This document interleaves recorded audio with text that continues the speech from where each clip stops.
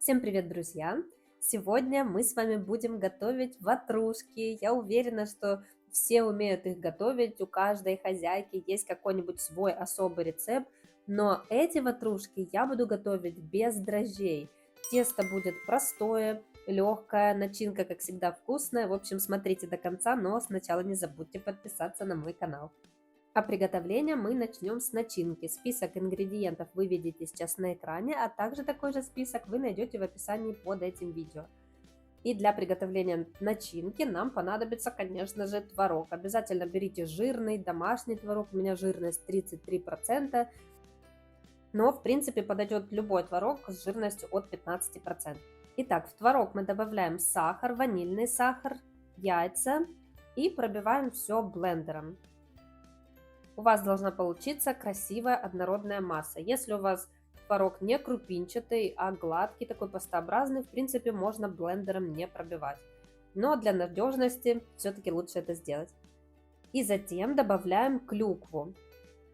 Если вы не любите клюкву, можно добавить курагу, изюм. Добавляйте любые сухофрукты, которые вы любите. Все перемешиваем, накрываем пищевой пленкой в контакт и убираем в холодильник буквально на 15 минут. За это время мы как раз приготовим тесто. И для теста нам понадобится мука, кефир, растительное масло, разрыхлитель, соль и сахар. Дрожжи мы использовать не будем. Это будет упрощенная версия ватрушек, они более легкие, но не менее вкусные. Кефир должен быть комнатной температуры. Добавляем туда сахар, щепотку соли, растительное масло и перемешиваем. Затем в муку отправляем разрыхлитель, перемешиваем. Мука желательно должна быть просеяна.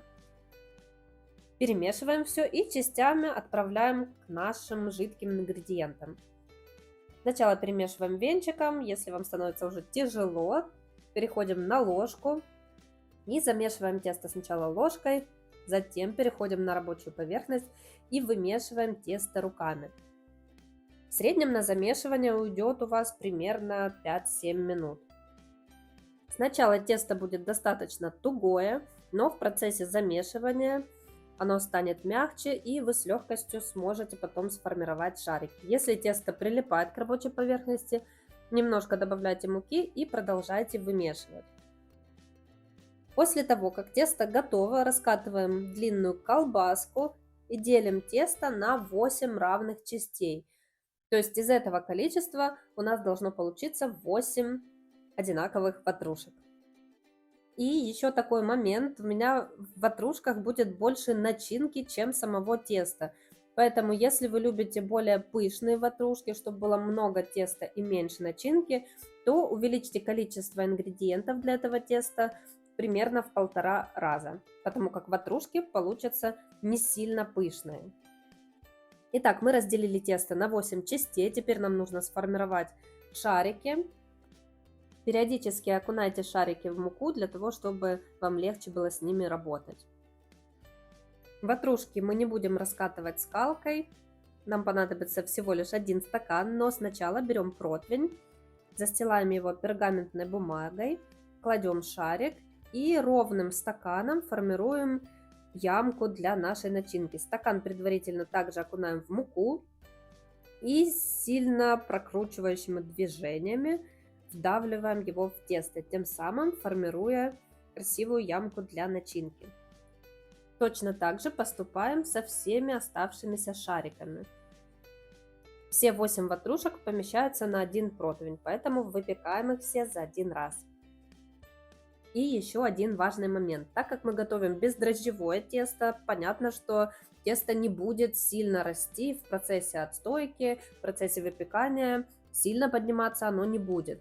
Более того, когда мы так придавливаем стаканом тесто, буквально через 5-7 минут тесто может слегка скукожиться, то есть собраться. Поэтому перед тем самым моментом, как мы будем выкладывать начинку, нужно еще раз пройтись стаканчиком по всем ватрушкам, для того, чтобы начинке выделить больше места. Начинка уже готова, она выглядит как крем, очень красивая, и посмотрите, она не жидкая.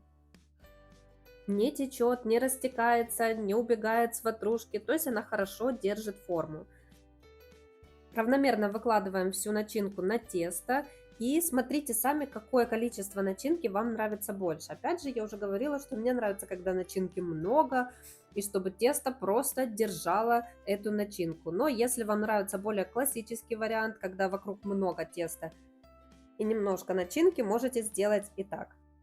Отправляем наши ватрушки в разогретую до 180 градусов духовку на 20 минут. Затем достаем их, они еще не допеклись. Берем один желток, столовую ложку молока, перемешиваем и смазываем кисточкой все наши ватрушечки. Можно, конечно, смазать только тесто, а можно, как я, смазать ватрушку полностью. Она получится более красивая, солнечная. Тут уже делайте, как вам нравится. И выпекаем еще 15 минут. И вот что у меня получилось. Кстати, это оставшаяся начинка. Я просто выложила ее в форму для кекса и запекла. Получилась такая маленькая запеканочка. Ну и посмотрите, как симпатично выглядят ватрушки. Они такие же мягкие, как классические ватрушки, но не совсем как дрожжевое тесто. Но поверьте, этот вариант вам тоже понравится. Если вы не любите возиться с дрожжевым тестом, либо просто не хотите употреблять дрожжи, то попробуйте такой вариант ватрушек. Уверена, этот рецепт также вам понравится. Пишите в комментариях, что у вас получилось. Не забудьте подписаться на мой канал, если вы смотрите его без подписки. Всем спасибо, берегите себя и до скорых встреч. Всем пока!